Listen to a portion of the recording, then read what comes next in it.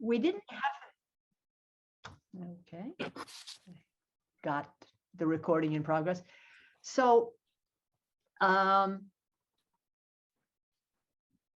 lost my train of thought. I'll stop talking. Ginny, take it away. Thank you, Christine. Hello, everybody. I can't tell you how really happy I am to be here, to have been invited to do this. Pretty excited about this. I see some faces that I haven't seen in a long time. I'm really happy to see you. And it occurs to me probably at least most of you, maybe all of you, but at least most of you probably in your time bought a record, an Olivia Records record or another women's music record, or you went to a concert, or you produced a concert, or you were a record distributor. I know that there are at least two people here today that were distributors, or you turned somebody onto the music, or you worked at a women's bookstore or a women's coffee house, or at a women's newspaper and reviewed the music. And so I really feel like you are part of this story. It couldn't have happened without you. It really, we really are all in this together. And so I just want to acknowledge that this story that I tell in my book and that I'm about to tell a little bit of today, you're part of this story. What I'm going to do is just read a very short piece from the prologue of my book, and then I'm going to talk for, I don't know how long, because I was unable to time myself, because every time I thought about what I was going to say, it was shorter or longer or whatever. And then we're going to open it up. So here we go. This is from the prologue of Olivia on the Record, a radical experiment in women's music. It's a cold night in December 1977 at the Oakland Auditorium in Oakland, California. Intermission has ended and the crowd of 2,000 has quieted as the band begins its set. The band is all women. Everyone working on this show, the stage manager, lighting designer, sound engineer, sign language interpreter, promoter, producer, childcare providers, and the entire crew is a woman. And at the end of the show, everyone will be paid. There are 2 long sets per half, actually 4 short sets each. The 4 short sets are performed by Meg Christian, Teresa Trull, Pat Parker, and Chris Williamson. The band is led by Linda Tillery, whose newly released album we are celebrating. She is backed by Alberta Jackson, Jareen Jackson, Chris Hansen, Vicki Randall, Diane Lindsay, Colleen Stewart, and Mary Watkins. It's the second night of this sold-out event. The first night was billed as especially for women, but even on the second night, there are far more women than men. Tickets went for $4.50, and that's $4.50, and were sold in women's bookstores all over the greater Bay Area. The concert is wheelchair accessible, which is not the norm in 1977. This was an Olivia Records event, and all these women recorded for Olivia. Olivia Records was a national women's record company founded by a group of lesbian feminists in Washington, D.C. in 1973. We were determined to change the music industry, but more than that, much more than that, we were determined to change the world, to overthrow the patriarchy and capitalism, to end racism and imperialism, to create a world where peace and justice and equity were not just words, but were righteous ideas to be embodied inside ourselves and fought for in the world. Feminism was not a laundry list of issues for us. It was a different way to understand and use power, to benefit the whole, not to advantage the few. Yes, we wanted lots of things on that laundry list, and we wanted more. What we did would prove to be important. How we did it was just as important. As I stood in the back of the concert hall on that night in December, I believed that this show, with these Black and white women on stage, with these women of all races and backgrounds working behind the scenes, was another step on the road toward our lesbian feminist revolution. We had big dreams, some might say ridiculous dreams, in what seemed like very dark and dangerous days. Richard Nixon was stirring up fear and resentment towards Black people, college students, and anyone who didn't agree with him. The war in Vietnam, excuse me, the war in Vietnam was still raging and thousands were dying. J. Edgar Hoover was using the FBI to infiltrate and help destroy radical political movements like the Black Panther Party, and who knew who else. We had a vision that we held onto tightly and expressed constantly in every way we could. We made big mistakes and we learned from some of them. We kept moving. We had our hearts broken and we kept going. We were lesbians and we did the unthinkable. We centered our lives on women. The story people were told in the 1970s by the government and mainstream media about women's lib, as they insultingly called it, described the movement as a bunch of white, middle-class suburban women who really just wanted their husbands to help more around the house. But there was a part of the women's movement in the 1970s that was visionary, revolutionary, anti-racist, and very grounded in women's real needs and aspirations. We understood that culture and politics were not separate, that each was informed by the other, and when consciously united, created a much more powerful force for change. We were going for hearts and minds. We did not want a piece of the pie, which we considered poisoned, contaminated by greed and the need to dominate. We wanted a whole new pie, filled with love and justice, and with enough for everybody. That is the spirit in which we created Olivia Records. This is the spirit behind this musically disjointed concert we produced in 1977. This is the story I am about to tell. But I am not about to tell that story. That's in the book. I'm about to tell another story. Well, it's the same story, but I want to start by just saying a few words about why I wrote the book and why I was kind of felt motivated to write the book. You know, it's so important. I'm so happy to see Bonnie Morris here, who's documenting everything. But it's so important that we document, that we tell our stories. And I feel like a lot of what Olivia did was unique.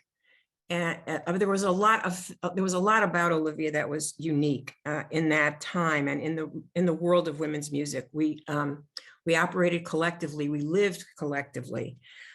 We had an overarching vision that was much bigger than promoting a single artist. And we really were trying to deal with structural issues. We really were trying to, as I say, overthrow the patriarchy and capitalism.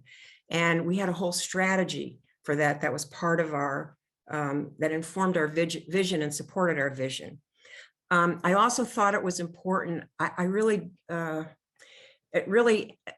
it pisses me off the way the women's movement, the women's liberation movement is characterized, and how all the radicalness of it has been kind of removed to create this, you know, see, women got raises, women can be in the boardrooms now, women play sports, we have a woman vice president, see, but they've kind of excised all the radical stuff that happened, all the radical things that we did. And so I wanted to put that back into, I want that to be documented. And then of course, there is the complete erasure of lesbians from the story of what happened in the 70s. There's a whole lot about the women's movement, there's a whole lot about gay men, and where are the lesbians? So all of this made me want to write this book so that we are telling the story, and it's just a story. That's why the book is called, or it's called that's why this presentation today is called An Olivia Records Story. It's not the Olivia Records story. Everybody has their own story, but it's one of the stories. And I just feel like it was important for us who were there to have a say in how the story gets told.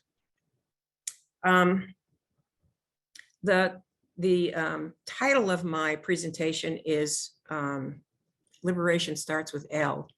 And you know, sometimes it's harder to come up with a title for what you're going to talk about than it is to figure out what you're going to talk about, because you have to have the title before you know what you're going to talk about. So when I was asked by Mev and Christine to come up with a title, I had been thinking a lot about liberation. And so I thought, well, okay, liberation starts with L, so does lesbian, so does love. Those are kind of important words. And so I'll just say that's the title, Liberation Starts with L, an Olivia Records story.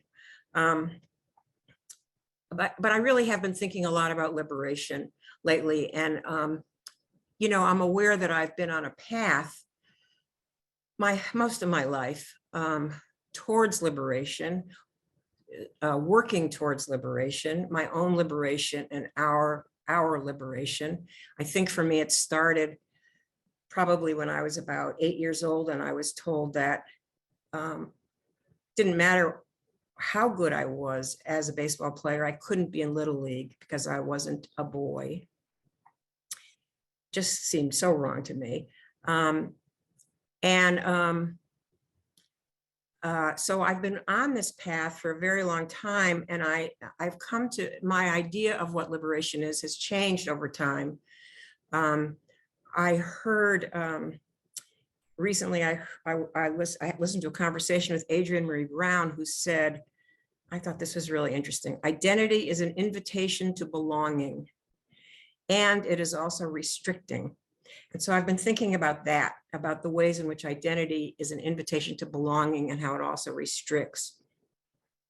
I think liberation is really an inside and outside job. I think it's about, it's the ability to be who we are. It's the ability to be oneself with self-determination and autonomy. And that's the inside part of it.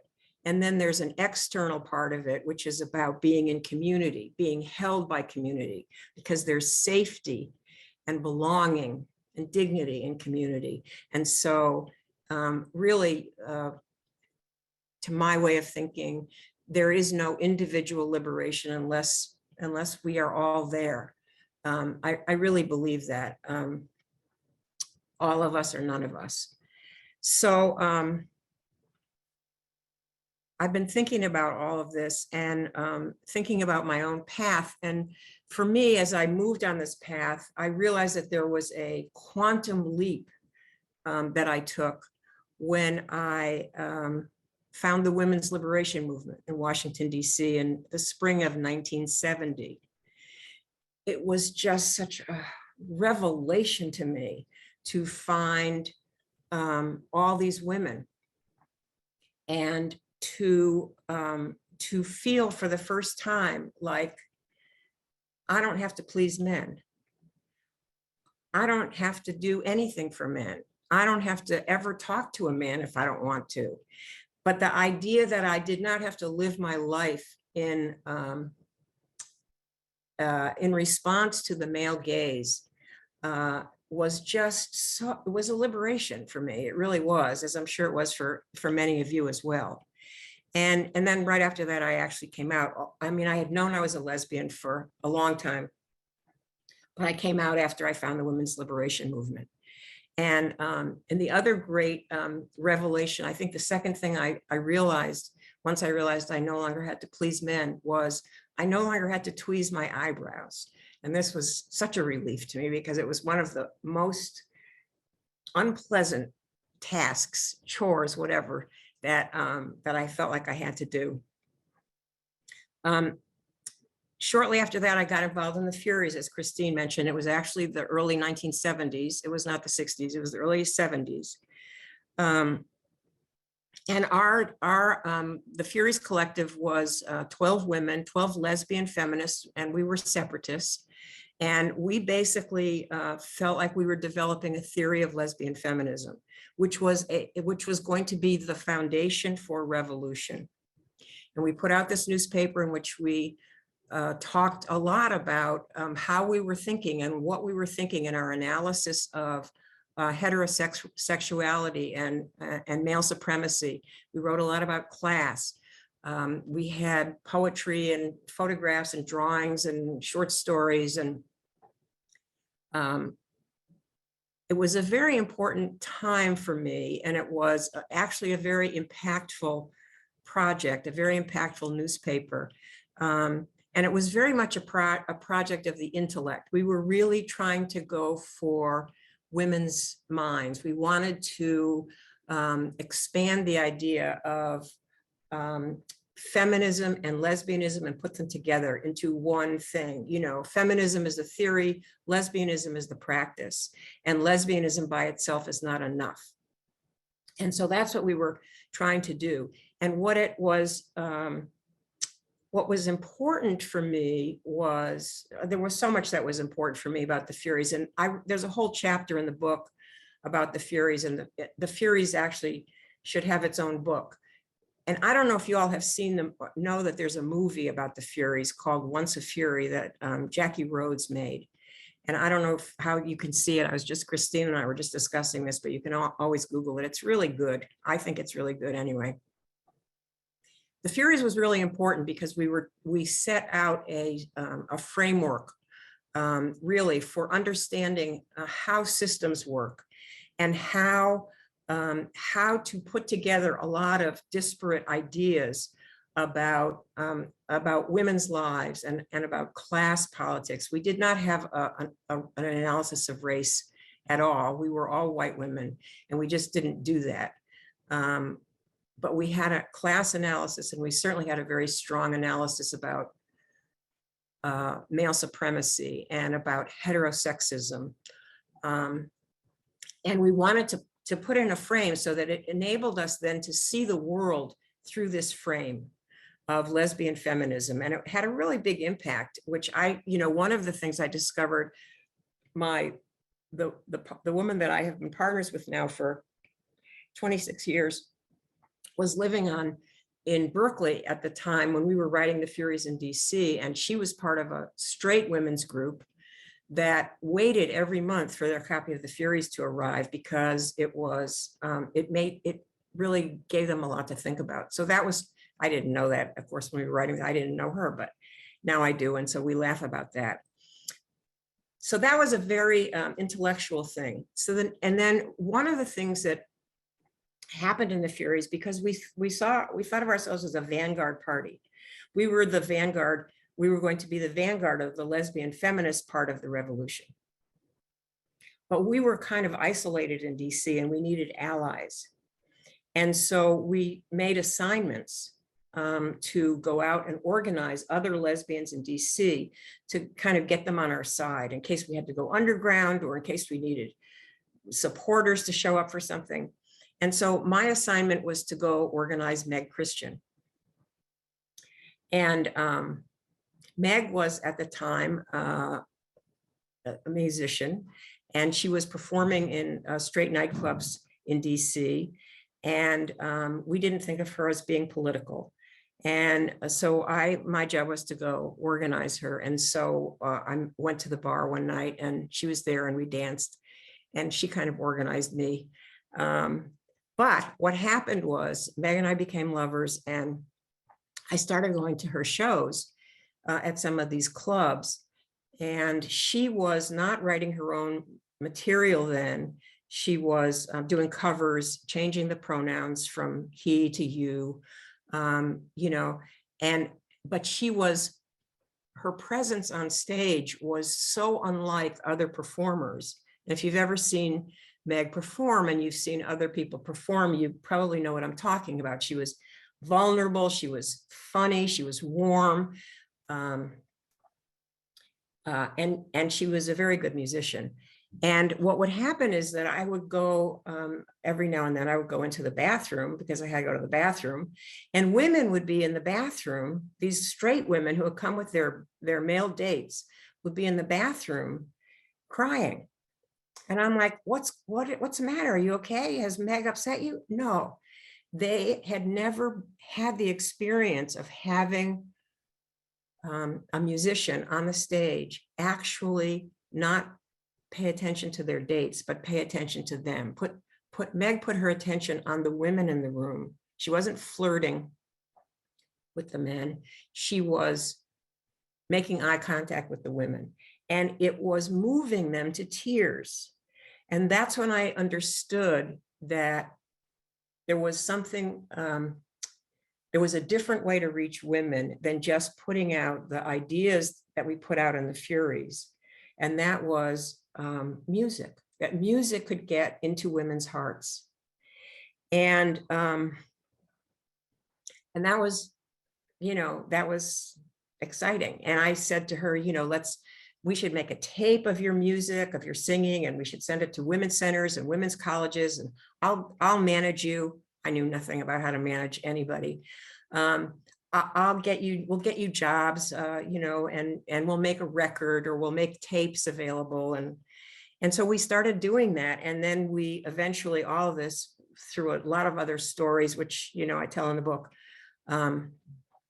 eventually the 10 women who started Olivia Records originally came together and decided we were going to start a women's record company. And we understood that even then, we understood, I have to say the first thing that we did before we had a name for the record company, we put together an 8-page document called The Rights of the Workers, because it was our intention to not just put out music, but to build alternative feminist economic institutions. And so we wanted to decide, before we had anything, before we had a dime to our names, before we had any workers, before we had any product, before we had a name for our company, that these were the principles on which we were going to operate. We understood the relationship of music to politics, and that they were not separate. And we saw that the music was both an end in itself and a means to an end.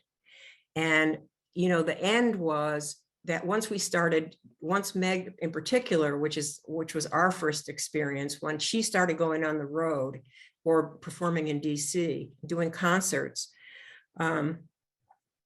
we saw how women responded. It was just amazing to have that was the great thing. One of the great things about women's music was that it reflected women's lives. It reflected something other than most of popular music at that point was that women were doing was about men. He left me. He came home drunk last night. I miss him. I wish he would leave me. It was completely about men. And here was a woman who was not singing about men. She was singing about women, and she was singing about different aspects of women's lives, different aspects of our lives. And she was, so personable and so vulnerable and so warm and so much a regular person and such a fine musician. And so it was a reflection. It was like the first time, I'm sure you remember the first time you saw a positive image of a lesbian on television or in a movie. It was like, wow, where the hell have you been my whole life? That was a lot of the reaction. And it wasn't just Meg, but that's what I saw.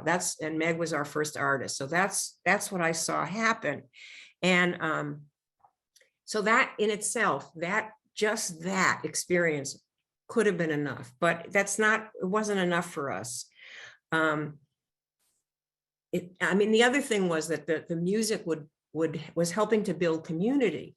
I remember concerts that we went to where the women's community was seeing itself for the first time. It was the first time that these women had all seen, there's not just 5 of us. There's not just, me and my girlfriend. There's hundreds of us in this town. And we didn't know that. So, that was another important part of the music. And then the third part, which was really important for me, was that the music was going to bring people to want to work in all these alternative economic institutions that we were going to set up. We were going to have our own studio. We were going to have our own pressing plant. We were going to have our own jacket fabricating plant. We were going to have a distribution network, which we did have, but in a little different form. And all of these institutions, women would come to work and they would be well paid and they would be treated with respect and they would have a chance to learn new skills and they would have and they would be involved in decision making. Anything that impacted their work, they would be involved in decision making around that, and they would be able to get into the collective at some point. I don't know how we thought we were going to get like 2,000 women in a collective meeting, but we never got there, so we didn't have to figure that out. But that was the kind of way we were thinking, was that this was going to be, that we were going to create the world we wanted to live in. That's what this was about, creating the world that we wanted to live in. And all of these women who might or might not be feminists, when they walked in, at the end of the day, when we said to them, this is feminism, they were going to go, oh, this is feminism? Oh, then I'm a feminist. And so that was part of the plan. Some of it was, fabulously, wonderfully glorious. And it was hard because, capitalism, patriarchy.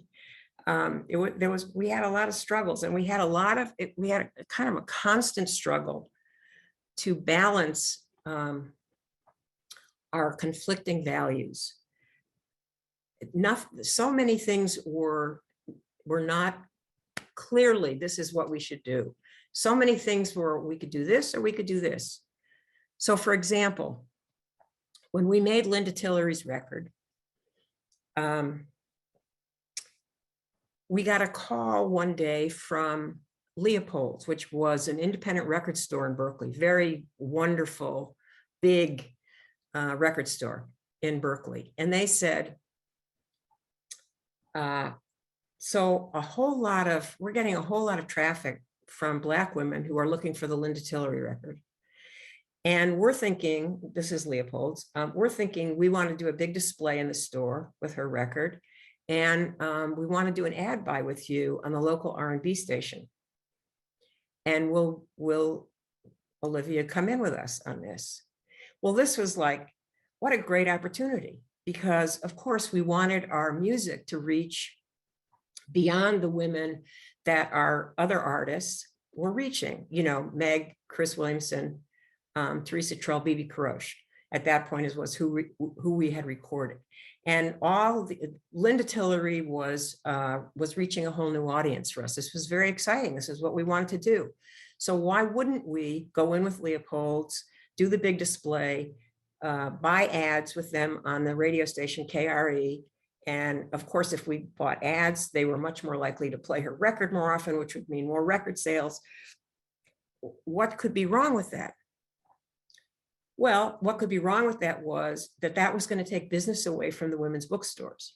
And it was the women's bookstores that had always given us space in the stores and had played our records constantly and sold tickets to all of our concerts and were feminist institutions.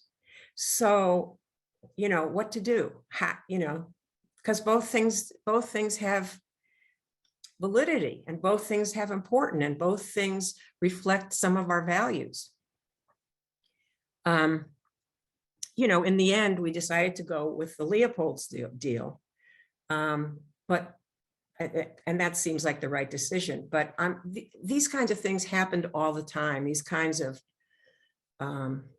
struggles. I want to say a word about the distribution network, because that was another example of conflicting values. My idea behind the distribution network was that we were going to have a woman in every little city and town all over the United States and Puerto Rico, and eventually all over the world. And they were going to be distributors, but really what they were going to be was organizers. They were going to be cadre. They were going to be building community in their communities towards the revolution, right? And so they had to be located someplace. They had to have roots in the community that they were organizing. we also thought that this was the place that women could make money distributing. And so, you know, because we paid them, not very much, but we paid them. And the idea was that we wanted them to be able to make a living distributing records. And they couldn't do that if they lived in a, you know, you can't do that if you live in a town of, you're the distributor for a town of 10,000 people.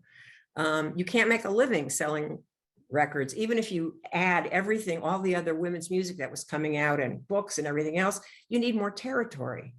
But if you have more territory, you can't be an organizer in your little town. So, and eventually the distribution network morphed into more territory for people, and the people who really expanded it and really wanted to make a living doing this, many of them did, you know, and there's some of them are still around. Goldenrod is still around, and Lady Slipper is still around, and there were others who did a really good job and were actually able to make a living doing it. I think about Zango and Betsy York. I can't remember her the name of her company. Anyway, so that was another place where we had like, we want to do this and we want to do this, and they contradict each other. We can't do both. And there were just a lot of examples of that. But it was, you know, it was a great time.